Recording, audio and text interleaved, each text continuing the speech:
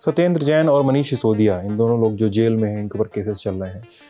इस पूरे डेवलपमेंट से लगता है कि बीजेपी को कोई पॉलिटिकल माइलेज मिलेगा, इससे जनाधार में मजबूती मिलेगी।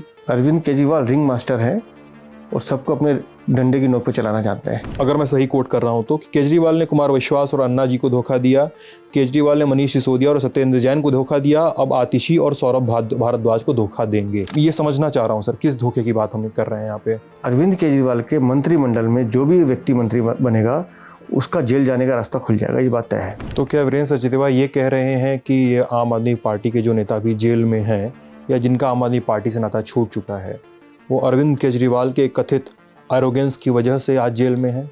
मैं ये कह रहा हूँ नहीं, मैं साबित भी करके दिखा सकता हूँ। लेकिन यहाँ पर एक है कि जब से अरविंद केजरीवाल प्रकाश में आते हैं, आम आदमी पार्टी दिल्ली के प्रकाश में आती है, उसमें भाजपा के प्रदेश अध्यक्षों में भी परिवर्तन हुआ। सतीश उपाध्याय, मनोज तिवारी, आदेश गुप्ता, अब आप आए हैं सरफलक पे।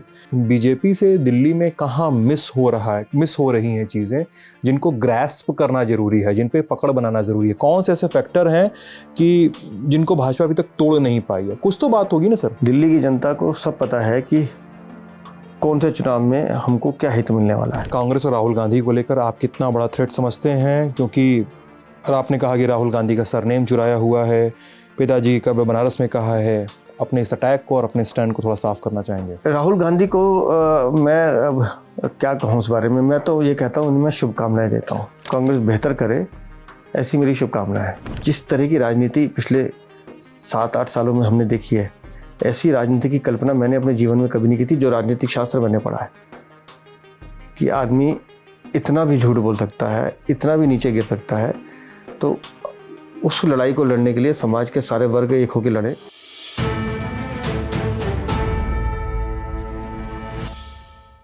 साल 2010 के बाद से देश में जो राजनीतिक काल शुरू होता है, उसमें बहुत सारे सत्ता परिवर्तन और बहुत सारे उथल पुथल शामिल हैं।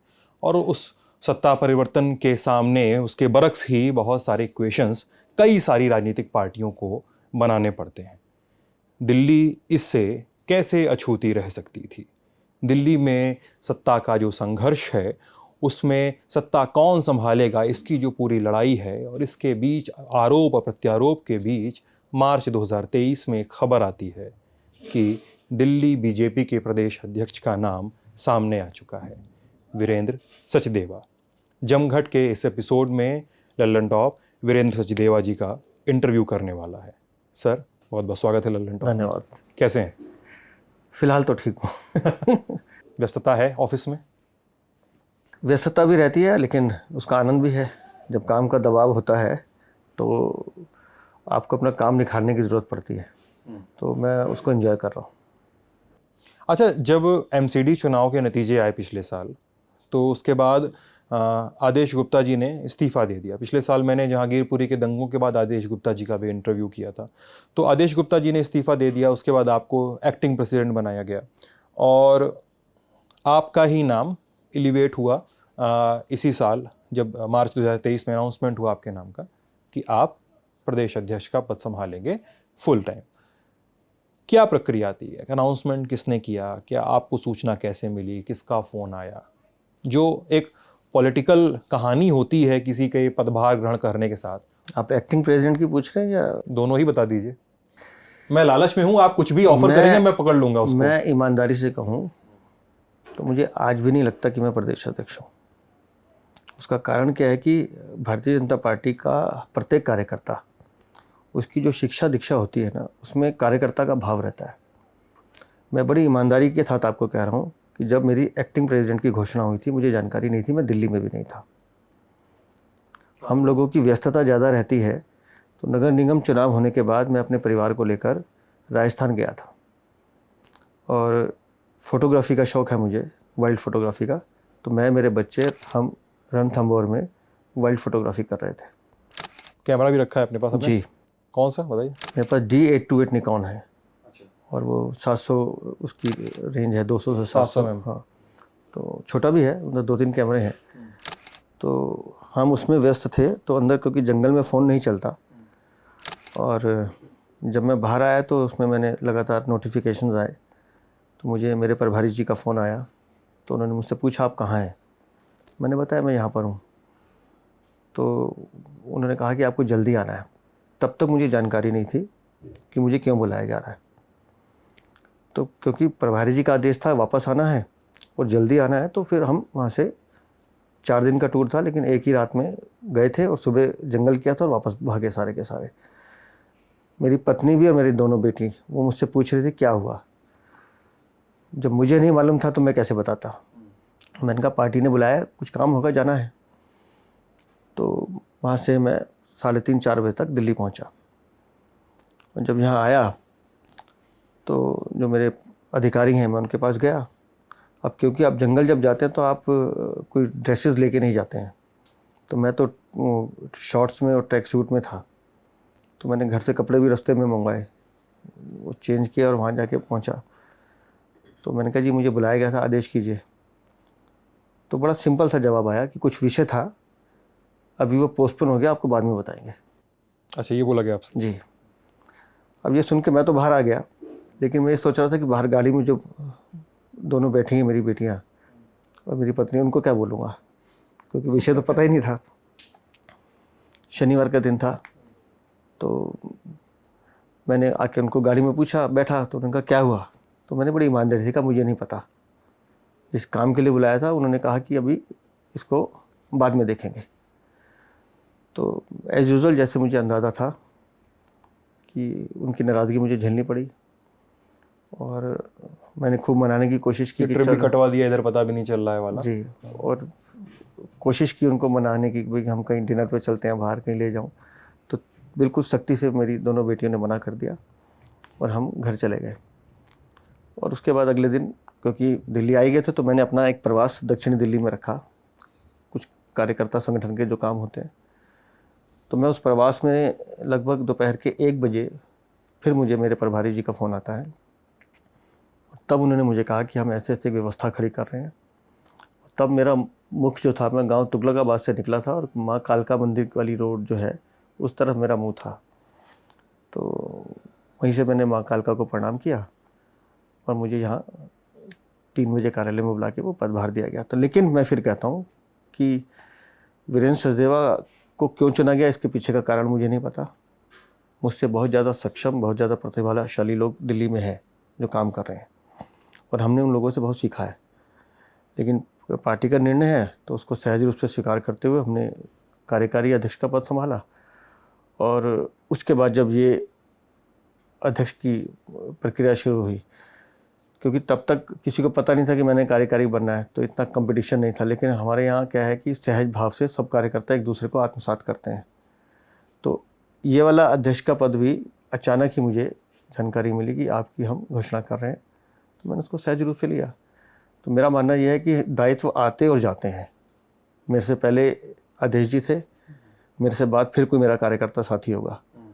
तो मेरी तो गिनती शुरू हो गई है कि मुझे इतने दिन मिले हैं, उन दिनों में मुझे पार्टी के लिए काम करना है और पार्टी को परफॉर्म करके दिखाना है और अगले अध्यक्ष का स्वागत करना है। तो उस प्रक्रिया में मैं काम कर रहा हूँ। और ये मार्च वाला अनाउंसमेंट कैसे हुआ? वो भी ऐसे ही हुआ। एक दिन जैसे बात हुई और करते करते, और सुबह अमूमन मैं 7:30-8 बजे घर से निकल जाता हूँ। तो मुझे उस दिन कहा गया कि सुबह आपने दिल्ली में रहना है। तो उससे मुझे कुछ अंदाज़ा हो कि शायद कुछ काम दिया जाए, देने वाले हैं। तो उस हिसाब से मैंने अपने को प्रिपेयर रखा और एक फ़ोन आया कि ऐसे ऐसे आपकी घोषणा हो रही है। किसका फ़ोन आया? अब शीर्ष नेतृत्व का ही फ़ोन आएगा। तो उन्होंने ऐसे कहा। कितने बजे तक आया था फ़ोन? उनके फ़ोन आने के 10 मिनट बाद चिट्ठी निकल गई थी। उससे पहले मुझे अंदाज़ा नहीं था। अच्छा। फ़ोन आने के 10 मिनट के बाद वो लेटर निकल गया और उसके बाद फिर पार्टी का काम कर रहे हैं। एक बात बताइए, मतलब ये मेरी जिज्ञासा भी है और बहुत सारे लोग, जब हम लोग बीजेपी के नेताओं का इंटरव्यू करते हैं तो बीजेपी के नेताओं के इंटरव्यूज़ में इस तरह के शब्द और जो क्या कहते हैं संज्ञाएं और इस तरह के फ्रेजेस बहुत सारे आते हैं। संगठन का काम और हम एक कार्यकर्ता हैं पार्टी, आप मतलब आप भी जानते हैं, मैं इसमें कोई शुगर कोटिंग कह के नहीं कह रहा हूँ, इस तरह के शब्द आते हैं। और जब हम ये पूछते हैं कि किसका फ़ोन आया था तो अक्सर ये जवाब मिलता है शीर्ष नेतृत्व का फ़ोन आया था। हमारे यहाँ मैं फिर कह रहा हूँ कि जो परंपरा है कि जिनका हम निर्देश लेते हैं या जिनका आदेश मानते हैं उनको उनके पद से ही सम्मान देते हैं। तो शीर्ष नेतृत्व का फ़ोन आया, उनका फ़ोन आने का मतलब वो निर्देश है हमारे लिए, आदेश है। और जब आप आदेश लेते हो तो फिर उसमें इफ़ एंड बट या सवाल नहीं पूछा जाता या उनका नाम नहीं बताया जाता। जो उन्होंने कह दिया उसको स्वीकारे, सर माथे पर लेके काम को करना है। ये अगर आपकी शिक्षा दीक्षा मैंने कहा नीचे से हुई है, तो संगठन में काम शुरू किया है आपने तो इसलिए आपको चीज़ें धीरे धीरे स्वयं सीख जाते हैं, आपको कोई सिखाता नहीं है। अगर आप लगातार हमारे प्रवास में जा रहे हैं, लगातार बौद्धिक सुन रहे हैं हमारे नेताओं का, हमारे यहाँ जितने भी साथी आते हैं अलग अलग प्रदेशों से जो हम लोगों को सिखाते हैं, हमारे यहाँ ट्रेनिंग का एक बड़ा बढ़िया प्रोग्राम है बीजेपी में। लगातार हम बूथ स्तर के कार्यकर्ता को ट्रेन करते हैं, एक दिन, 2 दिन, 3 दिन के कैंप्स होते हैं और उन कैंप्स में अलग अलग विषयों पे चर्चा होती है, उनके एग्ज़ाम्स होते हैं। तो अगर आप उस परिपाटी से निकल कर आए हैं तो फिर आपको हर कार्यकर्ता में वही भाव दिखेगा, वही भाषा दिखेगी, वही संज्ञाएं दिखेंगी जो आपको मेरे में या किसी और में दिख रही हैं। आपके बारे में जब मैं थोड़ी पढ़ाई, रिसर्च और बातचीत कर रहा था तो आप एक संगठन से जुड़े व्यक्ति हैं, ये तो पता ही चल रहा था। और आपके परिवार के बारे में भी कुछ कहानियाँ, कुछ बातें पता चल रही थी कि आपका परिवार मूलतः पेशावर पाकिस्तान में जो अब है वहाँ पे उससे ताल्लुक़ रखता था। पार्टीशन के समय परिवार इंडिया आया, चांदनी चौक में बसे, प्रिंटिंग प्रेस शायद खोला गया एक, अगर मैं गलत नहीं हूँ तो। फिर आप अब पटपड़गंज में रहते हैं, अब वहाँ पर आप रहते हैं। तो क्या है कहानी, कुछ पता है आपको माइग्रेशन की कहानी? आपके पैदाइश से शायद पहले की ही कहानी नहीं, मैं तो दिल्ली में पैदा हुआ जी। मेरे पिताजी की आयु रही होगी उस समय लगभग 16-17 वर्ष। अच्छा। जब वो पाकिस्तान, मतलब मैं तो इसलिए कहता हूँ कि हम तो हिंदुस्तान में थे, जो मेरे पिताजी आज भी कहते हैं। हम तो हिंदुस्तान में थे, हम कब पाकिस्तान में हुए हमें पता ही नहीं चला, रात ही रात में। तो इसलिए वो त्रासदी जो है वो मेरे माता पिता दोनों ने देखी है। उस समय तक दोनों का परिचय नहीं था। और पेशावर में क्या करते थे परिवार में? कुछ परिवार में पिताजी का अपना, पिताजी हमारे दादाजी का अपना छोटा मोटा व्यापार था और वो 3 भाई थे।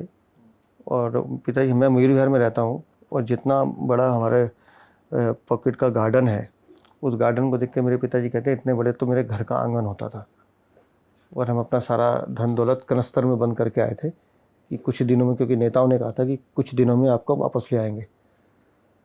तो लगभग 16-17 साल की आयु में वो यहाँ से दिल्ली आए। और ऐसे ही मेरी माता जी, मेरे नाना जी थे, वो थानेदार थे, पुलिस में थे। और वो जब यहाँ दिल्ली आ रही थी तो अपनी आंखों के सामने उन्होंने अपने एक भाई की गर्दन कटते हुए देखा ट्रेन में। आपके मामा जी? मेरी माता जी ने। यानी आपके मामा की? हाँ। तो अब वो सब चीज़ें मैं उनसे सुना हमने। हम 5 भाई हैं, मैं सबसे छोटा हूँ। फिर माता जी का परिवार हरियाणा में आकर रुका, पिताजी का परिवार अम्बाला में आकर रुका। फिर हमारे पिताजी की गवर्नमेंट प्रेस में नौकरी लगी दिल्ली में, तब वो दिल्ली शिफ्ट हुए, पुराने दिल्ली में, सीताराम बाज़ार, शंकर गली। अब माताजी और पिताजी का कैसे संबंध बना इसके बारे में मुझे जानकारी नहीं है, लेकिन विवाह हुआ। फिर सीताराम बाज़ार में हम एक छोटे से मकान में रहते थे, वहीं हमने एक प्रेस खोली पिताजी ने हमारी सरकारी नौकरी छोड़ के, और उसके बाद अपना प्रेस शुरू किया। और आज बड़े भाई और हम उस प्रेस को देख रहे हैं। चलता भी प्रेस? अभी भी है। और वो जिस मकान, वो जो पहला मकान था, वो हमारी पिताजी की पहली कमाई का प्रतीक है। तो वो मकान हमने आज तक बेचा नहीं है, उसी में हम काम कर रहे हैं, उसको भी रखा हुआ है। और आज भी ईश्वर की कृपा से मैं माता पिता जी की शरण में ही रह रहा हूँ उनके साथ, तो उनका स्नेह बना हुआ है। और अच्छी बात यह है कि हम 5 भाई हैं, हम सब साथ में रहते हैं। सब साथ में रहते हैं? अच्छा। और आप कैवे नंबर पे हैं भाइयों में? मैं सबसे छोटा हूँ। अच्छा। तो बड़े भाइयों ने कभी ऐसा, जो मैं पूछना चाह रहा हूँ, हमने सबने बहुत स्ट्रगल किया बचपन में। मैंने अपने भाइयों को देखा है कि वो दरियागंज स्कूल में पढ़ते थे, तो हमको इंस्ट्रक्शन होती थी जब हम छोटे थे। मैं नगर निगम के स्कूल में पढ़ता था, 84 घंटा मंदिर के सामने, आज भी वो स्कूल है। तो हमसे कहा, या हमारी माता जी की इंस्ट्रक्शन होती थी, जैसे तुम आओगे टिफ़िन तैयार होता था, क्योंकि भाई दोनों बड़े वाले सीधा प्रेस पे चले आते थे स्कूल से सीधे काम करने। अच्छा। क्योंकि जब वो प्रेस पे जाएंगे काम करेंगे तो पिताजी प्रेस छोड़ के ऑर्डर लेने जाएंगे, या जिनका माल छप गया उनको देने जाएंगे। ठीक है। साइकिल पे काम करते थे। और मैं या मेरे से बड़े वाला भाई, हम दोनों की ड्यूटी लगती थी दिन बदल के, कि हम वहाँ उनको टिफ़िन देने जाते थे, उनको खाना खिला के फिर वो टिफ़िन लेके वापस आते थे, क्योंकि घर में ऐसा टिफ़िन नहीं थे, उसी को यूज़ करना होता था। तो कभी मैं चला गया, कभी मेरा भाई चला गया। फिर प्रिंटिंग का काम, उस समय चैंडर मशीन होती थी, हम सब भाइयों ने सीखा, हम सब ने प्रिंटिंग की है। वो ब्लॉक लगा लगा के जो ब्लॉक होती लगा थी। के भी की है, वो उसको कंपोजिंग बोलते थे, लेकिन जो मशीन होती थी उसमें हाथ से उठाना, हाँ एक भाई लगाता था तो दूसरा उठाता था, तो उसमें मेरी ये उंगली भी एक बार मशीन में आ गई थी। ये उंगली। हाँ, तो मतलब बचपन में हम सब ने काम किया, और साइकिल पे हम लोग बंडल उठा के जाना, छोड़कर आना। और आज लगता है कि सीताराम बाजार से जामा मस्जिद, सीताराम बाजार से कनॉट पे, या सीताराम बाजार से दिल्ली गेट जाता, लेकिन उस समय में महसूस नहीं होता था, हमें लगता था ये 10 मिनट का काम है, कर लेंगे, और करते थे हम लोग। तो एक एक रुपया, एक एक पैसा कैसे बचाना है, कमाना है, वो हमने बचपन से सीखा है। और इसलिए मैं कहता हूँ कि ये जो जिन्हें शरणार्थी नाम दे दिया गया, मैं तो फिर कहता हूँ कि चलो हम अपनी इच्छा से तो नहीं आए थे, जो भी उस देश का नेतृत्व कर रहे थे, उनकी जो परिस्थितियां थी उसके अनुसार उनकी नाकामियां कहता हूँ मैं, कारण कुछ भी रहे होंगे, लेकिन अगर उस समय नेतृत्व हमारा ठीक होता तो ये दिन नहीं देखना पड़ता। लेकिन जितने भी शरणार्थी परिवार उस समय दिल्ली या हिंदुस्तान में आके रहे हैं, उन लोगों ने अपने बलबूते पे, अपनी मेहनत से अपना स्थान हासिल किया, हम किसी के रहमो करम पे नहीं बने। इसलिए हम लोगों ने स्ट्रगल की है, और आज भी हम उस दिनों को भूलते नहीं हैं, और आज भी उन बातों को, इसलिए मैंने कहा ना कि आज जब पूरे परिवार में आप देखेंगे भौतिकवाद है, लालसा है, सब कुछ है, लोग अलग अलग हो रहे हैं। जब हम मयूर विहार में आए तो फ्लैट सिस्टम था, एक फ्लैट में 5 भाई रहे, फिर एक दूसरा लिया, तीसरा लिया, करते करते ऐसा किया कि एक ही बिल्डिंग में हम सारे भाई आ गए। वो इसलिए कि हम सबका जुड़ाव है आपस में, हम सब लोगों ने एक दूसरे को स्ट्रगल करते हुए देखा है, और वही हम अपने बच्चों को भी सिखाते हैं कि साथ रहिए। बच्चे क्या कर रहे हैं दोनों? बच्चे, मेरी एक बेटी तो मास्टर कर रही है, और छोटी बेटी अभी 9th में है। संगठन में कैसे आए, एंट्री कैसे हुई, प्रवेश कैसे हुआ इस पूरे सेटअप संघ में प्रवेश आपका? तो हमारा बचपन में सभी भाइयों को, पिताजी स्वयंसेवक हैं, अब उम्र होगी तो अब नहीं जा पाते, लेकिन आप सभी लोगों का बचपन में ही प्रवेश हो चुका? संघ प्रवेश हम सबका हुआ, और सबने मतलब शाखा में जाना शुरू किया। और जब आप शाखा में जाते हैं तो देशभक्ति और बाकी संस्कार आपके पास खुद ब खुद आने लगते हैं। वहाँ जो बातचीत होती है वो सिर्फ देश के लिए होती है, समाज के लिए होती है, वहाँ व्यक्ति के लिए कोई बात नहीं होती। तो उन संस्कारों से ओतप्रोत होकर जब आप काम करते हैं समाज में, तो चीज़ें फिर जुड़ती जाती हैं। और मैं कॉलेज करने के बाद मैंने जर्नलिज्म मास कम्युनिकेशन किया, और उसके बाद एक अखबार में नौकरी कर रहा था। तो लेकिन 89 में मुझे पार्टी का दायित्व मिल गया था, मैं अपनी एक समिति सीताराम बाजार की, उसका अध्यक्ष बनाया बूथ का। 89 लोकसभा चुनाव हुआ था, उसमें मेरे काम को देखते मुझे बूथ का अध्यक्ष बनाया गया था। वो काम कर रहा था, लेकिन साथ में अखबार में नौकरी लग गई थी, तो नौकरी कर रहा था। कहाँ पे? पहले पब्लिक एशिया में किया, फिर संडे टाइम्स में किया, और सच सोनी जी हमारे एडिटर थे। और उसके बाद मेरे पड़ोस में श्रीमान ताराचंद खंडेलवाल जी हमारे प्रदेश के महामंत्री थे, वो रहते थे। उनको 91 में लोकसभा का टिकट मिला, तो पार्टी की तरफ से ये कहा गया कि भाई आप अखबार में काम करते हैं तो आप इनका इलेक्शन का मीडिया संभालिए। तो मैंने उनका इलेक्शन का मीडिया संभाला। जब मीडिया संभाल रहा था तो उनसे संबंध अच्छे हो गए, बातचीत लगातार होने लगी, इलेक्शन भी हो गया। इलेक्शन के बाद रिज़ल्ट आने में देरी हुई, क्योंकि स्वर्गीय राजीव गांधी जी का हादसा हुआ, और वो रिज़ल्ट थोड़ा सा डिले हुआ लोकसभा का। तो और वो चुनाव जीते हम लोग, चांदनी चौक लोकसभा का 2700 वोटों से। तो फिर उन्होंने मेरे पिताजी से संपर्क किया कि मैं चाहता हूँ कि ये बेटा मेरे साथ काम करे। तो हमारी ये तय थी कि भी हम पैसे लेके काम नहीं करेंगे, समाज सेवा का भाव मन में है, जितना समय दे पाएंगे देंगे। तो उसके बाद मेरा पब्लिक डीलिंग का काम शुरू हुआ, और तब से जो यात्रा चली है वो आपके सामने है। अच्छा, आपके बारे में मुझे पता चला कि आप विजय कुमार मल्होत्रा के बहुत करीबी रहे, उनके शिष्य रहे आप, उनके शिष्य या उनको आप गुरु मानते हैं, ऐसा लोग बताते हैं। कितनी सच्चाई इस बात में? आप ठीक कहा आपने। मेरे कहा जीवन में आपको, जब आप राजनीतिक क्षेत्र में काम करते हैं, आपको प्रत्येक व्यक्ति से कुछ ना कुछ सीखने को मिलता है। आदरणीय विजय जी से मेरी पहली मुलाकात 2007 में हुई थी, बहुत लंबा वक्त नहीं हुआ है, और वो जनसंघ के हमारे अध्यक्ष रहे हैं, दिल्ली के जनसंघ। और उन्होंने तो पार्टीशन के टाइम पे भी उनके साथ भी घटना घटी हैं, और दिल्ली के बहुत प्रतिष्ठित नेता हैं, मतलब उनके नेतृत्व में तो दिल्ली ने बहुत काम किया है। आदरणीय विजय कुमार मल्होत्रा, श्रद्धेय केदारनाथ साहनी जी और आदरणीय मदन लाल खुराना जी, इन तीनों ने दिल्ली को संवारने में बड़ा योगदान दिया है। तो हाँ 2007 में मेरा पहली बार परिचय आया उनसे, और उनसे जो मुझे सीखने को मिला, एक तो अनुशासन, डिसिप्लिन बहुत, और टाइम की पंचुअलिटी बहुत है। वो मैंने केदारनाथ सानी जी में भी देखी। तो जब उनके संपर्क में आया तो धीरे धीरे उन्होंने मुझे स्पोर्ट्स में जोड़ने की शुरुआत की। मैं स्पोर्ट्स में मेरी रुचि भी है। मैं आर्चरी में तो मैं 2010 में माननीय मल्होत्रा जी ने जोड़ा। उससे पहले मैं क्रिकेट दिल्ली में बहुत बेहतर खेलता था और डिवीज़न ए लीग तक खेला हूँ। मनोज तिवारी के सामने खेले? मनोज तिवारी के सामने कभी नहीं खेला, लेकिन साथ में जब हम खेलते थे तो उस समय अभिनव चतुर्वेदी जो नन्हे वो थे, मनिंदर सिंह थे, मनोज प्रभाकर, रमन लांबा होते थे जिनका एक्सीडेंट हुआ, तो वो सब लोग थे। मैं 80s की बात कर रहा हूँ। हाँ, काफ़ी पहले। तो मैं फिर लीग खेलने लगा। लीग में हम, और मैं बड़ी बात नहीं बोलता हूँ, जो हम आज पॉइंट पे और कवर में 6 देखते हैं, हम उस ज़माने में मारा करते थे। अच्छा।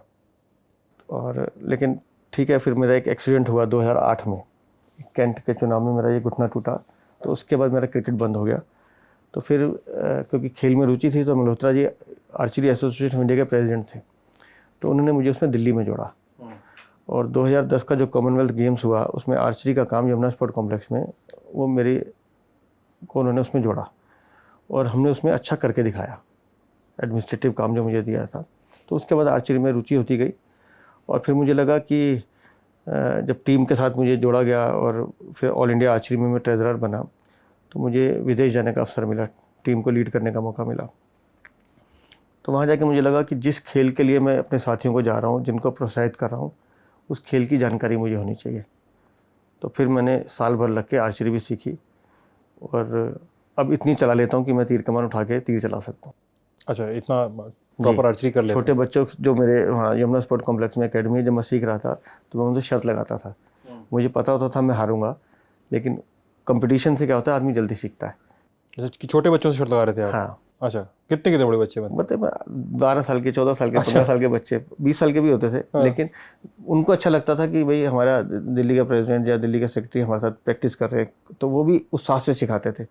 तो उनसे सीख के तो अब इतना है कि मैं बो को उठा लेता हूँ, उसमें एरो फिट कर लेता हूँ, उसमें कैसे आपको ट्रिगर से क्लिक करना है, वो सब चीज़ें आती हैं मुझे। यमुना स्पोर्ट्स कॉम्प्लेक्स का जिक्र आया है, तो मैं यहाँ पे एक चीज़ पूछना चाह रहा था आपसे। मेरे ख्याल से 2 या 3 साल पहले एक छोटा सा विवाद जैसा हुआ था, जिसमें आपने इंटरवीन किया था बाद में, तो उससे शायद मामला सुलझा था, जिसमें गौतम गंभीर ने कहा था यमुना स्पोर्ट्स कॉम्प्लेक्स में हम को क्रिकेट ग्राउंड की तरह डेवलप करेंगे, या ऐसा कोई ट्वीट कर दिया था। जिसके बाद दीपिका कुमारी ने कहा था कि अरे नहीं, मैंने यहीं से सीख के आर्चरी सीख के मैं मेडल लेकर आई हूँ देश के लिए, इसको वहाँ पे तीरंदाजी का ही ग्राउंड रहने दो, उसको कुछ और मत बनाइए। क्या हुआ था सर उस समय? फिर आपने कहा था कि नहीं नहीं, ऐसा कुछ नहीं होने वाला है, कुछ विवाद हुआ था, कुछ क्या हुआ था? वो विवाद मुझे लगता था नहीं, विवाद कैसे अखबारों में बन गया। गौतम गंभीर खुद एक लीजेंड क्रिकेटर हैं, देश को उन्होंने बहुत सारे मान सम्मान दिया और ख़ुद भी वो एक अच्छे प्लेयर हैं, खिलाड़ी हैं। 2010 में जब इस स्टेडियम का निर्माण हुआ, तो ये जो ग्राउंड है, इसका नाम ही तीरंदाजी स्टेडियम रखा गया।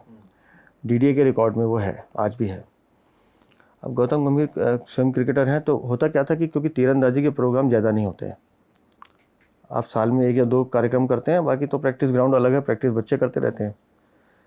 तो बाकी समय में क्योंकि ग्राउंड है और बाकी स्पोर्ट्स भी चलते रहे, तो डीडीए वहाँ पर क्रिकेट की पिच बना के वो मैच चलते रहते। अब से नहीं चल रहे, वो 2010 से चल रहे हैं लगातार, लीग के मैच बहुत होते थे वहाँ। तो गौतम गंभीर उसको एक स्टेडियम का लुक देना चाहते थे, तो हमने उनसे निवेदन किया क्योंकि आर्चरी के लिए आपको एयर फ्लो चाहिए दोनों तरफ। अगर कंक्रीट बन जाएगा तो वो एयर फ्लो बंद हो जाएगा। तो उन्होंने इस बात को सहज रूप से स्वीकार किया कि आपकी बात ठीक है।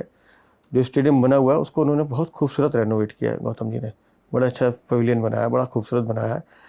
और वो जो विवाद आया नाम को लेकर, तो दीपिका क्योंकि जब इंटरनेशनल आर्चरी में आई तो उसका पहला मेडल दिल्ली से था, उसी ग्राउंड से, कॉमनवेल्थ गेम्स में। तो उससे उसका भावनात्मक जुड़ाव है। तो उसने उस जुड़ाव के कारण वो ट्वीट किया, जिसकी वजह से थोड़ा सा ऐसा लगा कि कुछ विवाद है, खिलाड़ी सामने आया। लेकिन हमने फिर गौतम जी से बात की, गौतम जी ने भी कहा कि नहीं, हम सभी खेलों का सम्मान करते हैं। हमने दीपिका से भी कहा, फिर उसने दोबारा ट्वीट किया, गौतम जी को थैंक्स किया कि ठीक है, अब वहाँ क्रिकेट भी चल रहा है, आर्चरी भी चल रही है, दोनों खेल कोई सा भी हो। मेरा अभी से हमेशा मानना है कोई सा भी खेल छोटा या बड़ा नहीं होता, हमें हर खेल को और खिलाड़ी को प्रमोट करना चाहिए। उसी सोच के साथ वो भी काम कर रहे हैं, मैं भी कर रहा हूँ। पुरानी दिल्ली चलते हैं और आपने घर परिवार का जिक्र किया, और जिस सवाल की ओर मैं आ रहा हूँ आप मेरे ख्याल से गेस कर चुके हैं वो सवाल। मुझे पत्रकारों ने बताया, कई सारे लोगों ने बताया कि अगर आप वीरेंद्र जी से मिलना है तो पुरानी दिल्ली के खाने के ठिकाने ज़रूर पूछ लीजिएगा, क्योंकि दिल्ली में बहुत कम लोग ऐसे हैं जिनको पुरानी दिल्ली में खाने के ठिकाने कहाँ कहाँ हैं, क्या है, ये अच्छे से पता हो, और वीरेंद्र जी को अच्छे से पता होता है। क्या कहानी है पुरानी दिल्ली का खाना, क्या है मामला वहाँ देखिए, का? पुरानी दिल्ली जो है ना, वो स्वाद और संस्कृति की दिल्ली है। वहाँ गंगा जमुनी तहजीब है, उसके साथ साथ उसका स्वाद भी है।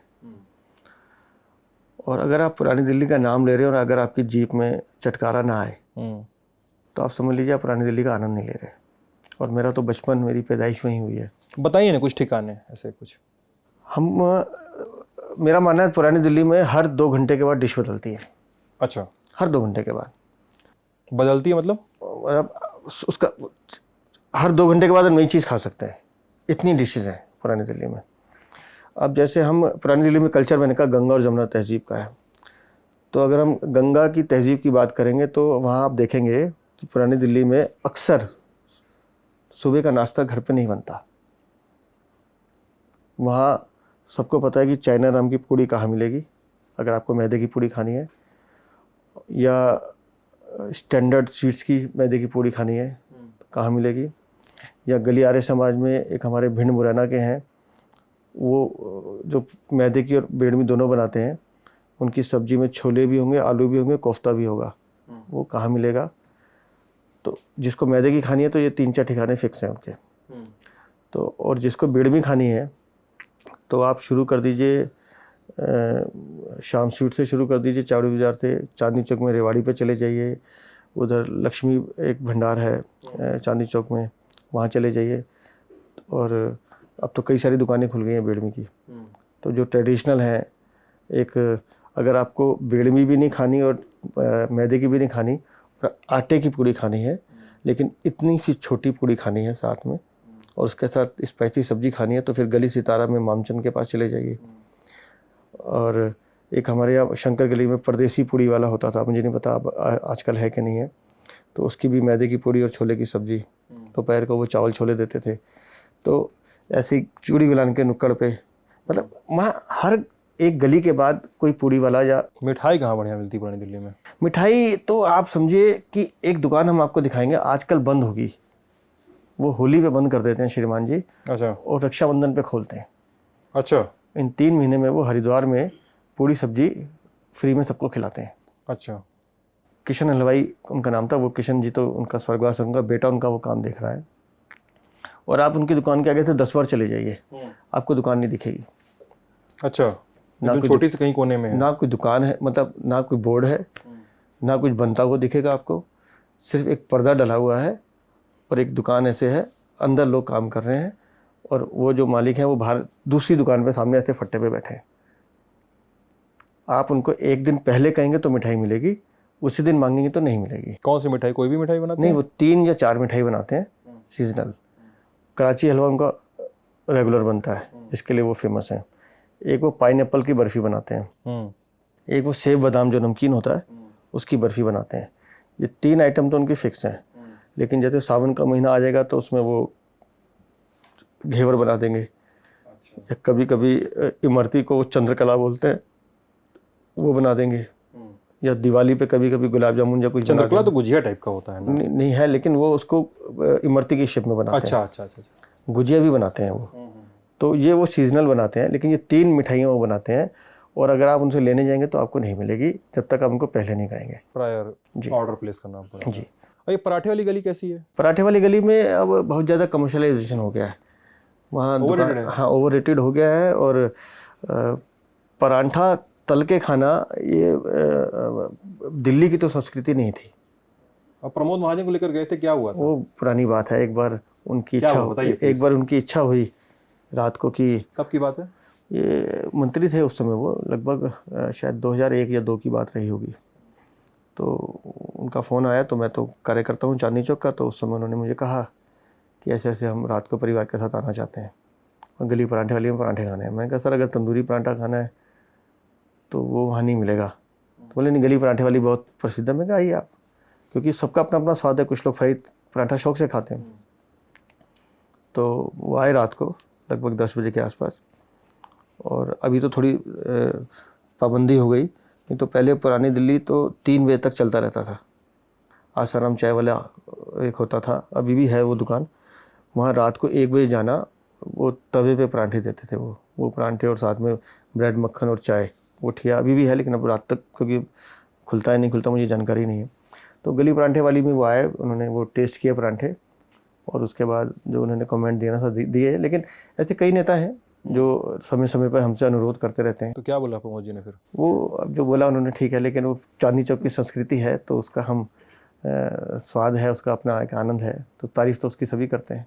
अच्छा, अगर मैं गलत नहीं हूँ मेरा असेसमेंट, तो साल 2010 में जब ओपी कोहली थे दिल्ली में। मैं इससे पहले रोकना चाहता हूँ आपको, अगर मैं खाने की बात करूँ तो उसको पूरी कर लेते हैं। प्लीज प्लीज, अगर आपने पुरानी दिल्ली में आके लोटन के छोले नहीं खाए तो आपको बहुत कुछ मिस कर रहे हैं। लोटन के छोले कुलचे दरियागंज में भी लगाने लगे हैं। दरियागंज में भी लगा रहे हैं, लेकिन जो पुराना और आप दरियागंज वाले में ज़्यादा जाने लगे हैं अब। हाँ, वो उसका कारण है कि वो जो स्कूल है कमर्शियल स्कूल, मैं उसमें पढ़ा हूँ। हाँ, तो वो कमर्शियल स्कूल के अंदर उसके परदादा जी लगाते थे, जो लोटन जी जिनके हाथ से मैंने खाए हैं, और बच्चों को वो आधे दाम पे देते थे, आज भी देते हैं। तो वो फिर ठिया बाहर आ गया, उनकी जो पीढ़ी आज चौथी पीढ़ी है जो लगा रही है। तो मैंने तो उन सबसे खाना शुरू किया। पुरानी दुकान इनकी चावड़ी बाजार में है, वहाँ वर्षावला के सामने। वो 125 साल पुराना ठिया है। तो इतना पुराना अगर कोई ठिया चल रहा है सिर्फ अपने स्वाद के दम पे, तो यकीनन अगर आप तीखा खाने के शौकीन हैं तो आपको वहाँ ज़रूर जाना चाहिए। इसी तरह से गली परांठे वाली थी, अंदर थोड़ा चले जाएंगे जहाँ अक्षय कुमार का पुराना घर है, वहाँ जंग बहादुर की कचौड़ी खाइए आप। जंग बहादुर की कचौड़ी जी, 11 सवा 11 के बाद मिलती है, उससे पहले नहीं मिलेगी। लेकिन अगर आप खा रहे हो और अगर आपके माथे पे पसीना नहीं आया तो फिर खाने का मज़ा नहीं है। तीखी है इतनी? मज़ा तभी है। अच्छा, अगर आपको बहुत तीखा लगे तो फिर वहाँ से उठ के आप नटराज के भल्ले खा लीजिए, दही भल्ले, वो आपके तीखेपन को कम कर देंगे। इसी तरह से पुरानी दिल्ली में शाम को 7 बजे आप हौसकाजी चौक पे जाइए, आपको कुलिया मिलेगी, कुलिया चाट। अच्छा, कुलिया चाट क्या है? आम जो सीजनल फ्रूट है, नहीं तो केला, उबले हुए आलू, शकरकंदी, खीरा, टमाटर, ये तो कंपलसरी है ही। बाकी जो फ्रूट सीजनल जैसे ऑरेंज आ गया आजकल, ऑरेंज की भी मिल जाएगी, आम की मिल जाएगी। उसको वो बीच में से निकाल के एक शेप बनाते हैं कटोरी की तरह। उसमें फिर वो 5-6 तरह के मसाले, अभी बात कर रहा हूँ तो पानी आ रहा है मुँह में, 5-6 तरह के मसाले डालेंगे उसमें। फिर उसमें वो उबले हुए चने डालेंगे, उसमें फिर थोड़ा सा अनार का दाना डालेंगे, फिर उसमें नींबू पूरा डाल के ऊपर फिर थोड़ा सा बूरा डालेंगे, और फिर आपको उसको पूरा खाना है। तो ये जो वहाँ जो खिलाने का आनंद है ना, वो खाने से भी बेहतर है। मुझे खाना बनाने का भी शौक़ है और खाना खिलाने का शौक़ है। इसलिए आपने कहा, अगर मेरे पत्रकार मित्र या मेरे साथी या बड़े लोग मुझे कहते हैं तो मुझे आनंद इसलिए आता है कि मुझे उनको खिलाने में आनंद आता है। जब तक वो स्वाद उनके मुंह में ना चला जाए तब तक। जैसे दौलत की चाट है, ये आपको सर्दी सर्दी मिलेगी, अब मांगेंगे नहीं मिलेगी। नहीं, वो तो मैं दौलत की चाट में उससे भी मैं थोड़ा सा, मैं पर्सनली थोड़ा सा इसलिए काउंटर करना चाहूँगा क्योंकि मैं बनारस से हूँ। जी, तो बनारस में मलइयो बोलते हैं, मैंने खाया वहाँ मलइयो। हाँ, और वहाँ के और उसमें फ़र्क है दोनों में। इस पे हम लोग कंटेस्ट कर सकते हैं नहीं, थोड़ा। वहाँ बनारस वाला रिच है। अच्छा, थैंक यू सो मच। ठीक है, यहाँ जो है ये बहुत मतलब लाइट होता है। बनारस वाला अगर आपने एक मलइयो खा लिया तो आप दोबारा कुछ नहीं खाएंगे, लेकिन यहाँ आपको पता भी नहीं चलेगा। तो इसलिए दोनों का फ़र्क है स्वाद में और उसमें। लेकिन दौलत की चाट अब दिल्ली में जैसे है तो, लेकिन लोगों को पसंद आती है। तो अगर आपने सुबह बेड़मी खा ली है तो बेड़मी खाते समय आपको ये भी देखना है कि साथ में मेथी की चटनी है कि नहीं है। तो इसलिए अलग अलग दुकान का अलग अलग क्वालिटी है। तो मैं तो जब बचपन मेरा वहीं बीता है तो हम अमूमन क्या करते थे, 1 2 3 5 7 10 12 ऐसे दुकानें फिक्स करते थे। आज यहाँ, अगले दिन यहाँ, अगले दिन यहाँ, और फिर उसका असेसमेंट करते थे कि कहाँ ज़्यादा अच्छा लगा। अभी जा पाते हैं? अब थोड़ा कम हो गया, लेकिन फिर भी कोशिश करता हूँ कि 1 हफ्ते में 2 बार चक्कर मार लूँ। और कुक करते हैं, बनाते हैं? हाँ, मैं खुद भी बना लेता हूँ सब कुछ, जैसे बना लेते हैं। आज मतलब ठीक है, जितना भी कर लेते हैं। लेकिन अगर मैं हूँ घर पे, जैसे आज भी मेरी माँ सुबह 6 बजे चाय मेरे हाथ से पीना पसंद करती है। अच्छा, तो उनको अपने बहू से या किसी को नहीं, वो कहते हैं वो बनाएगा, और मैं बनाता हूँ शौक से। मुझे भी अच्छा लगता है कि वही टाइम होता है जब आप उनके साथ बैठ के बात कर लेते हैं। तो लेकिन पुरानी दिल्ली में और बहुत चीज़ें हैं जो आपको देखने, अब मुझे नहीं पता लोगों को फालसे खाने का शौक कितना है। जो सीजनल फ्रूट्स हैं ना, वो आपको सबसे पहले पुरानी दिल्ली में मिलेंगे। फालसे का शरबत भी बड़ा सही लगता है। बहुत पेट के लिए भी बहुत अच्छा, ठंडा होता है। इसी तरह से फ्रूट आइसक्रीम्स हैं पुरानी दिल्ली में, वो बहुत फेमस है। आप अंगूर की खाइए, आजकल अंगूर आया हुआ, आम की मिलेगी, सेब की मिलेगी, संतरे की मिलेगी, रबड़ी की मिलेगी, और जामुन की मिलेगी, जैसे जामुन आ जाएंगे, फालसे की मिलेगी, इमली की मिलेगी। तो इतनी सारी क्वालिटीज़, इतनी सारी क्वांटिटी हो तो आदमी एक एक एक एक एक करके शुरू करता है। तो ये सब चीज़ें हैं। ठीक है, मैं ओपी कोहली वाली बात पे आता हूँ फिर से कि 2010 के ओपी कोहली के बाद, अगर मैं गलत नहीं हूँ तो आ, पंजाबी मूल से आने वाले आप भाजपा के पहले प्रेसिडेंट बने उसके बाद से। और फिर आपकी घोषणा के बाद से आपका एक बयान मैंने पढ़ा कहीं पे कि इस घोषणा के बाद से पंजाबी रेफ्यूजी परिवार में, जिसको आपने कहा रेफ्यूजी कहा जाए कि ना कहा जाए, इस पे कंटेस्ट हो सकता है, परिवारों में खुशी है। ऐसा क्यों लगा आपको? मतलब यहाँ पे ये सवाल उठता है कि क्या रेफ्यूजी परिवार भाजपा से पहले, प्रदेश अध्यक्षों से पहले संतुष्ट नहीं थे, खुश नहीं थे, या जो किसान आंदोलन और तमाम नैरेटिव्स ने, हालांकि यहाँ पर जो पंजाबी समुदाय है और जो बॉर्डर पे पंजाब से आया हुआ समुदाय था वो अलग है, उनके रहन सहन, उनके काम धाम में भी अंतर है। आप मतलब ये स्टेटमेंट को मैं थोड़ा डिकोड करना चाह रहा हूँ नहीं कि नहीं, आपकी इस घोषणा के बाद इसके से पीछे खुशी का है। भाव क्या था मैं बताता हूँ। देखिए, अभी हमने 3 नाम लिए, शरदे सानी जी, मल्होत्रा जी, खुराना जी, वो सब भी जी शरणार्थी परिवार थे। कोहली जी का भी परिवार ऐसे ही आया था। जी तो एक लंबे अंतराल के बाद अवसर मिला, और इसका जिक्र इसलिए भी आया कि अगर आपने 2014 से 2023 तक की यात्रा देखी हो माननीय प्रधानमंत्री जी की, तो पाकिस्तान से जो हिंदू परिवार अभी भी आ रहे हैं या उनको नागरिकता दी जा रही है, मेरा उन कैंपों में जाना हुआ है, और जब मैं वहाँ जाता हूँ तो वो गले लगा के बात करते हैं। और इसलिए मैंने कहा कि ऐसे परिवारों में बहुत खुशी थी। लेकिन इसको हम कास्टिज़म से नहीं जोड़ सकते। मेरा मानना यह है कि जब हम शरणार्थी की बात करते हैं तो उसमें वो बनिए और ब्राह्मण परिवार भी थे जो वहाँ से आए थे। ऐसे कई आपको वैश्य परिवार मिलेंगे जो ठेठ पंजाबी बोलते हैं। मेरे ऐसे कई दोस्त हैं और वो अपने आप को पंजाबी कहते हैं। वो भी हमारे साथ ही, मेरे पिताजी के साथ उस समय आए होंगे, उनके परिवारों ने भी मेहनत की। ऐसे चांदनी चौक में, खारी बावली में, फतेहपुरी में, और पंजाब में अमृतसर में ऐसे कई परिवार मिलेंगे आपको। जलंधर में मिलेंगे जो कपड़े का काम करते हैं। तो लेकिन जब हम समाज में काम करते हैं तो मैं इसको पंजाबी, वैश्य या ब्राह्मण से नहीं जोड़ता हूँ। एक प्रक्रिया होती है। मेरे से पहले जितने अध्यक्ष बने उन सब ने कहीं ना कहीं अच्छा काम किया है, लेकिन क्योंकि जब हम अध्यक्ष बने तो मुझे नहीं पता, मुझे गुजरात से फ़ोन आ रहा है, मुझे पंजाब से फ़ोन आ रहा है, मुझे राजस्थान से फ़ोन आ रहा है, या मुझे हिंदुस्तान के अलग अलग कोने, मतलब विदेश से भी फ़ोन आए 2-3। एक मंजीत सिंह है जो किसी ज़माने में पहाड़ में रहा करते थे, पिछले 15 साल से यूके में है। उनका फ़ोन आया मुझे 3 दिन पहले, मुझे बहुत खुशी है। तो मैं उसको सहज रूप से लेता हूँ। लेकिन हमारा आज की तारीख में बीजेपी का जो काम है वो पर्टिकुलर किसी बिरादरी या किसी कास्ट को लेकर रिप्रेजेंट करना नहीं है। जब मैं दिल्ली बीजेपी का अध्यक्ष हूँ तो हम सब समाज के अंग हैं, हम सब एक दूसरे के भाई हैं। सबको साथ लेकर चलना, सबके साथ चलना, और एक ही लक्ष्य की जो हमारा है 2024 का चुनाव जीतना, और 2025 में दिल्ली की जो एक, मैं ऐसे कैसे कहूँ, भ्रष्टाचारी सरकार तो है ही, बड़ा साधारण सा वर्ड लगता है, लेकिन जिस तरह की राजनीति पिछले 7-8 सालों में हमने देखी है, ऐसी राजनीति की कल्पना मैंने अपने जीवन में कभी नहीं की थी। जो राजनीतिक शास्त्र मैंने पढ़ा है कि आदमी इतना भी झूठ बोल सकता है, इतना भी नीचे गिर सकता है, तो उस लड़ाई को लड़ने के लिए समाज के सारे वर्ग एक होकर लड़े, इस सोच के साथ अब हम काम कर रहे हैं। सर, आपने भाजपा के पूर्व प्रदेश अध्यक्षों की चर्चा की और पिछले 7-8 सालों की चर्चा की, तो यहाँ पर एक सवाल थोड़ा सा मैंडेटरी हो जाता है मेरे लिए, और आपके जो आरोप हैं वो आप लेवल करें मौजूदा प्रदेश सरकार पे, वो हम सुनेंगे ही। लेकिन यहाँ पर एक है कि जब से अरविंद केजरीवाल प्रकाश में आते हैं, आम आदमी पार्टी दिल्ली के प्रकाश में आती है, उसमें भाजपा के प्रदेश अध्यक्षों में भी परिवर्तन हुआ। सतीश उपाध्याय, मनोज तिवारी, आदेश गुप्ता, अब आप आए हैं सरफलक पे। तो आपके बारे में ये भी मैंने पढ़ा कि ईस्ट दिल्ली में, पटपड़गंज वाले इलाके में जहाँ पे आप रहते हैं, इस दिल्ली में आपने भाजपा के जनाधार को थोड़ा मजबूत किया।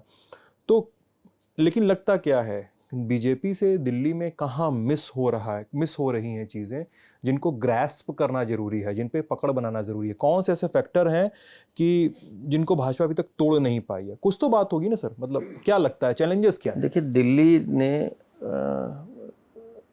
कभी इस तरह की राजनीति देखी नहीं थी जो पिछले 7-8 सालों में देखने को मिली है। फ्री की जो चीज़ें हैं ना, और दिल्ली में अब दिल्ली दिल्ली नहीं रही है, दिल्ली पूरे देश को रिप्रेजेंट करती है। हम लोग संवाद स्थापित करने में मुझे लगता है कहीं चूके हैं। समाज के हर तबके को साथ लेने का प्रयास हमको करना पड़ेगा, और हमने किया है। ऐसा नहीं मेरे प्रदेश अध्यक्षों ने नहीं किया, प्रयास किया है, कहीं ना कहीं चूक हुई है। उन सब ने भी किया है। मनोज तिवारी ने जो झुग्गी झोपड़ी का प्रवास शुरू किया था, बड़ा शानदार कदम था वो। 68 दिन उन्होंने प्रवास किया और उसका फ़ायदा हमें लोकसभा चुनावों में देखने को मिला। और दिल्ली का कल्चर देखिए, ऐसा नहीं है कि उनको कमल का बटन दबाना नहीं आता। दिल्ली की जनता को सब पता है कि कौन से चुनाव में हमको क्या हित मिलने वाला है। आप 200 यूनिट बिजली फ्री की बात करते हैं, लेकिन मैं आपको ऐसे हज़ारों बिल दिखा सकता हूँ कि जहाँ फ्री के नाम पर 1-1 लाख का बिल आया हुआ है। अभी 3 दिन पहले मैंने किसानों के बिल दिखाए हैं। दिल्ली में कहा गया है कि किसानों को बिजली फ्री दे रहे हैं, वो एक दिन भी काम नहीं कर रहे खेत में, तो भी सरचार्जेस के और मीटर रीडिंग का बिल आ रहा है। ऐसे बिल मेरे व्हाट्सएप में है, मैं दिखा सकता हूँ आपको। अब इन बातों को ले जाके एक बार जनता से संवाद स्थापित करना और इनके जो दावे हैं उसकी हकीकत बयां करना, इस काम को थोड़ा और अच्छे और बेहतर ढंग से करने की ज़रूरत है, जो मुझे लगता है। दिल्ली में हमारा संगठन मजबूत है। मैं फिर कह रहा हूँ, ईस्ट दिल्ली हो या नॉर्थ ईस्ट हो या साउथ हो, हमारे संगठन में कार्यकर्ता हैं, अच्छा काम करते हैं। और किसी एक व्यक्ति के मजबूत करने से संगठन मजबूत नहीं होता, सबकी कलेक्टिव रिस्पॉन्सिबिलिटी और सबका कलेक्टिव नेतृत्व भी है। मेरा मानना है कि खाली बीजेपी अध्यक्ष नेतृत्व नहीं करता, एक सामूहिक नेतृत्व है, और हम सब लगातार इस दिशा में काम भी कर रहे हैं। लेकिन सबको एक लाइन में लेके चलना और एक दिशा में काम करना, उस पर काम करने की ज़रूरत है। जब हम पर्सनल लाइकिंग डिसलाइकिंग में उलझते हैं, जब हम व्यक्ति की पूजा करने लगते हैं संगठन की बजाय, तब हम संगठन का नुकसान करते हैं। इसलिए आवश्यकता इस बात की है कि भारतीय जनता पार्टी का कार्यकर्ता लीड करे दिल्ली को। वो कार्यकर्ता बीजेपी का कोई भी हो सकता है। वीरेंद्र सचदेवा ने उसका कोई वो नहीं लिया, अधिकार नहीं लिया। तो वीरेंद्र सचदेवा का काम क्या है, एज ए प्रदेश अध्यक्ष सबको साथ लेके चलना, एक दिशा में काम करना और किसी भारतीय जनता पार्टी के कार्यकर्ता को मुख्यमंत्री बनाना, ये मेरा दायित्व है। और इस दिशा में काम करने के लिए हमने प्रयास शुरू किया है। हम स्वयं किसी पद के दावेदार हैं, ऐसा होना ही नहीं चाहिए, है भी नहीं। अपना कंसेप्ट बिल्कुल क्लियर है कि भारतीय जनता पार्टी की 7 सीटें जीतनी है, उसके लिए जो भी परिश्रम करना होगा करेंगे, और उसके बाद 2025 का जो रण है उसको भी जीतना है, और उसके लिए सभी कार्यकर्ताओं को एक लाइन में एक दिशा में लेकर चलने का प्रयास हमारा रहेगा। जो कमियां हैं वो मेरे घर की कमियां हैं, उसको ठीक करना भी मेरा काम है। इसलिए मैंने कहा कि पर्सनल लाइकिंग डिसलाइकिंग से उठकर सबको एक साथ लेकर चलने का मेरा प्रयास रहने वाला है। सत्येंद्र जैन और मनीष सिसोदिया, इन दोनों लोग जो जेल में हैं, इनके ऊपर केसेस चल रहे हैं। इस पूरे डेवलपमेंट से लगता है कि आपको कोई पॉलिटिकल बीजेपी को, मतलब आपकी पार्टी को मेरा मतलब था, बीजेपी को कोई पॉलिटिकल माइलेज मिलेगा इससे, जनाधार में मजबूती मिलेगी? क्या आपको लगता है इससे? क्योंकि मतलब हम एमसीडी इलेक्शन के रिजल्ट को देखते हुए अगर इस सवाल को अगर हम एड्रेस करने की कोशिश करें सर। देखिए, उनके कुकर्मों से हमें फ़ायदा मिलेगा ऐसा नहीं होना चाहिए। वो अगर भ्रष्टाचार कर रहे हैं तो वो उनकी नाकामी है, उनका फेलियर है। भारतीय जनता पार्टी को जो फ़ायदा मिलना है उसके संगठन की वजह से मिलना है, उसकी ताकत से मिलना है। उनके भ्रष्टाचार को उजागर करना, उनकी नाकामियों को उठाना और दिल्ली की जनता को उनका गंदा चेहरा दिखाना, ये हमारा कर्तव्य है, और वो कर्तव्य हम लोग पिछले 1 साल से कर रहे हैं। सत्येंद्र जैन की जब हम मांग करते थे कि उसने भ्रष्टाचार किया, अरविंद केजरीवाल कसम खाते थे, उसको भारत रत्न देने की बात करते थे। तो आज वो कहाँ बैठे हैं? पिछले 9 महीने से सबको मालूम है। मनीष सिसोदिया के लिए वो पद्म भूषण की मांग कर रहे थे कि शिक्षा क्रांति का सच देखा आपने कल? आज भी फ़ोन आया कि 9वीं और 11वीं के जो रिज़ल्ट हैं वो अगर हकीकत का रिज़ल्ट दिखा दें तो 10% बच्चे पास नहीं हो रहे। आप काफ़ी हमला कर रहे हैं शिक्षा नीति टीचर्स को, लेकर। जी, मेरे पास वो टीचर्स हैं, मेरी बात हो रही है उनसे, उनको इंस्ट्रक्शन दी गई हैं कि जो टिक मार्क वाले क्वेश्चन आंसर हैं उसमें सबको टिक करके जिस जिस बच्चे के 20-22 नंबर हैं उसको 33 करके पास कीजिए। क्या शिक्षा क्रांति ला रहे हैं आप? और जिस मनीष सिसोदिया के कट्टर ईमानदार की दावेदारी कर रहे थे आज, क्यों वो जेल में है? अरविंद केजरीवाल का जो भ्रष्ट चेहरा है, जो नाकामी, आबकारी नीति को क्या समझते हैं आप? पूरी दिल्ली के युवाओं को शराबी बनाने की कोशिश की आप लोगों ने। आप लोग एक एक बच्चे को लाइन में लगा दिया, एक बोतल के साथ एक बोतल फ्री। कौन सी ये पॉलिसी है जी? आप दूध की बोतल देते हैं, हमें समझ में आता। आप दावा करते हैं कि हम फ्री हेल्थ दे रहे हैं, जाके देखिए सरकारी हॉस्पिटल में क्या हालत है। अगर आप ईमानदार होते तो आयुष्मान योजना दिल्ली में लागू करते, आपने नहीं की। कितने लाखों लोगों का नुकसान किया आपने उससे, सिर्फ इसलिए कि उसके साथ प्रधानमंत्री शब्द जुड़ा है। वो कहते हैं कि स्वयं का चेहरा दिखाना, स्वयं को चमकाना और सरकारी पैसे का कैसे दुरुपयोग किया जाता है अपनी छवि चमकाने के लिए, उसका जीता जागता उदाहरण अरविंद केजरीवाल है। उनका दावा है कि हमारी योजना आयुष्मान भारत से ज़्यादा प्रभावी है, मैं इसलिए हम लागू नहीं मैं करते आपको चुनौती देता हूँ, आप दिल्ली सरकार के किसी भी हॉस्पिटल में जाइए और फ्री में इलाज करके दिखा लीजिए। आज एक राजकुमार नाम के कार्यकर्ता, मैं कार्यकर्ता भी नहीं कहता, आम आदमी है त्रिलोकपुरी का, उसके व्हाट्सएप पे मेरे पास मैसेज हैं 4 पेज के, लाल बहादुर शास्त्री हॉस्पिटल के। उसको डॉक्टर ने बताया कि इमरजेंसी है तुम्हारे केस में, इमीडिएट इसकी सर्जरी या जो भी उसको चेंज करने के लिए बोला वो करना चाहिए। वो वहाँ गया तो उसको 1 साल बाद की डेट दे रहे हैं, तब तक बचेगा वो? दिल्ली सरकार के अस्पतालों पर मैंने 2020 में एक रिपोर्ट की थी, प्री कोविड वो रिपोर्ट थी। उस पर अस्पतालों का हालचाल जाना था, क्योंकि वो विधानसभा चुनाव के ठीक पहले का हम लोग ज़मीनी हकीकत चेक कर रहे थे। तो उस समय मुझे दिल्ली सरकार के अस्पतालों में ये तो देखने को मिला कि वहाँ फ्री इलाज था, लेकिन ये समस्या भी देखने को मिली उस समय कि वेटिंग पीरियड काफ़ी लंबे लंबे मिल रहे थे मरीजों को। ये एक समस्या तो उस समय बरकरार थी। हालांकि पोस्ट कोविड और कोविड के दरमियान जो स्थितियां थी दिल्ली में और देश भर में, वो सब हमने देखा ही देखा।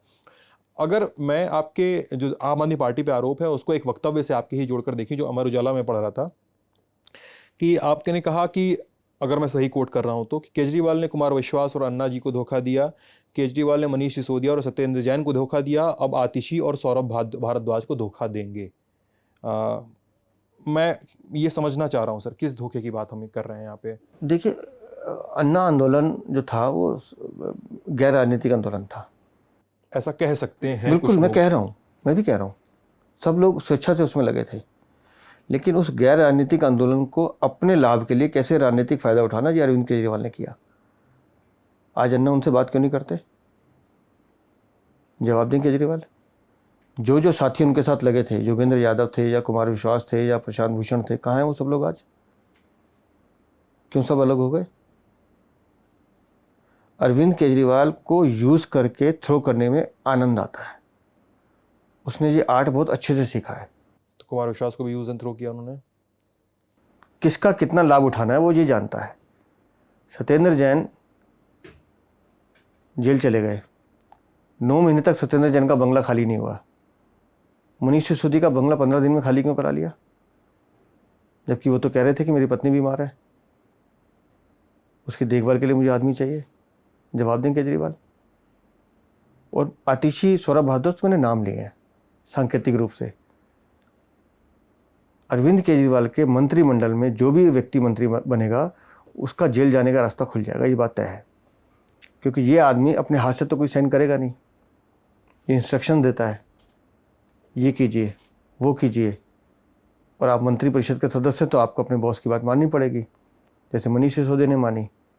आज मनीष सिसोदिया कहाँ, ये बाकी मंत्रिमंडल और बाकी लोग भी देख लें। मैं आपसे फिर निवेदन के साथ कह रहा हूँ, आप off the record Arvind Kejriwal के विधायकों से बात कीजिए। जिस भाषा में अरविंद केजरीवाल बात करते हैं, जिस भाषा में उनको धमकाते हैं कि तुम्हारा वजूद कुछ नहीं है, तुम जो कुछ हो मेरी वजह से हो, मेरे नाम से हो, आज उठा के फेंक दूँ तो कोई तुम्हें पूछेगा नहीं। पूछिए उनसे कहते हैं कि नहीं कहते। अरविंद केजरीवाल रिंग मास्टर है और सबको अपने डंडे की नोक पर चलाना चाहते हैं, लेकिन बहुत ज़्यादा दिन तक इस तरह का व्यवहार चलता नहीं है।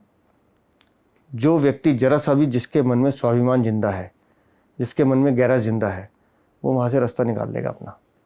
तो क्या वीरेंद्र सचदेवा ये कह रहे हैं कि ये आम आदमी पार्टी के जो नेता भी जेल में हैं या जिनका आम आदमी पार्टी से नाता छूट चुका है, वो अरविंद केजरीवाल के कथित एरोगेंस की वजह से आज जेल में हैं? मैं ये कह रहा हूँ नहीं, मैं साबित भी करके दिखा सकता हूँ। मनीष सिसोदिया आज अगर जेल में है, आबकारी नीति मनीष सिसोदिया ने बनाई। सी अरविंद मनीष सिसोदिया के पीए, उन्होंने बयान दिया कोर्ट में 161 में, जिस बयान से मुकरा नहीं जाता आदमी, कि मुझे फ़ोन करके सीएम के रेजिडेंस पे बुलाया गया। जब मैं वहाँ पहुँचा तो अरविंद केजरीवाल सामने बैठे थे, सत्येंद्र जैन थे, मनीष सिसोदिया थे, और मुझे पॉलिसी दी गई कि ये पॉलिसी है, आपने जो बनाई है उसको छोड़िए, इस पॉलिसी को इस हिसाब से बना के लाइए और इसको अप्रूव करना है। तो अरविंद केजरीवाल कैसे अपनी जिम्मेदारी से बच सकते हैं? वो ये कहेंगे कि मनीष सिसोदिया ने पास किया मंत्री, अरे जिस मंत्री परिषद ने अप्रूवल दी उस मंत्री परिषद के मुखिया तो आप थे, कब तक बचेंगे? मैं फिर कह रहा हूँ, वो दिन दूर नहीं है कि अरविंद केजरीवाल भी सलाखों के पीछे होंगे। फीडबैक यूनिट, उनके पर्सनल एडवाइज़र सिन्हा, वो अपने लेटर में लिख रहे हैं, जब उनसे पूछा गया विजिलेंस डिपार्टमेंट ने कि भाई ये फीडबैक यूनिट क्या है और क्यों बना रहे हैं, कि इसमें क्या क्या काम हो रहे हैं, तो कह रहे हैं कि हमारा काम है फीडबैक यूनिट की रिपोर्ट को सीधा मुख्यमंत्री को रिपोर्ट करना, हम आपको कोई जवाब नहीं देंगे। तो मतलब आप दिल्ली में नेताओं की जासूसी कराएंगे, बड़े बड़े मीडिया हाउसेस की जासूसी कराएंगे, मीडिया हाउसेस को धमकाते हैं, उनको ये कहते हैं कि अगर आपने ये खबर नहीं छापी तो आपके पैसे बंद कर देंगे, आपको ऐड देनी बंद कर देंगे। मेरा लास्ट सवाल ये है सर, कांग्रेस और राहुल गांधी को लेकर आप कितना बड़ा थ्रेट समझते हैं? क्योंकि और आपने कहा कि राहुल गांधी का सरनेम चुराया हुआ है, पिताजी की कब्र बनारस में कहा है, अपने इस अटैक को और अपने स्टैंड को थोड़ा साफ करना चाहेंगे? राहुल गांधी को मैं अब क्या कहूँ उस बारे में, मैं तो ये कहता हूँ, उन्हें मैं शुभकामनाएं देता हूँ कि वो अच्छा करें, कांग्रेस बेहतर करे, ऐसी मेरी शुभकामना है। क्योंकि उनके सलाहकार कौन है, वो किसके कहने से चलते हैं हम तो बता नहीं सकते, लेकिन अगर वो वीर सावरकर की देशभक्ति पे, राष्ट्र प्रेम पे सवाल उठाएंगे तो हम भी कहेंगे कि गांधी नाम आपने चुराया हुआ है, आपका नाम गांधी तो नहीं है। भारतीय संस्कृति तो ये कहती है कि आपको अपने पिता का नाम लगाना है। अब उनके पिता के आगे कौन थे वो पूछ लीजिए, मुझे इस बारे में कोई टिप्पणी नहीं करनी। क्यों गांधी लगाते हैं वो उनसे पूछिए। इसलिए मैंने कहा कि गांधी नाम चुराया हुआ है, और इस तरह की टिप्पणी करके राहुल गांधी अपना भी और कांग्रेस का भी नुकसान करते हैं। ये बात उनको जितनी जल्दी समझ में आ जाए अच्छा है। वीरेंद्र जी, लल्लन टॉप से बातचीत करने के लिए बहुत बहुत शुक्रिया। स्वाद बना रहे और आपकी राजनीति बनी रहे। आप देख रहे थे लल्लन टॉप। धन्यवाद।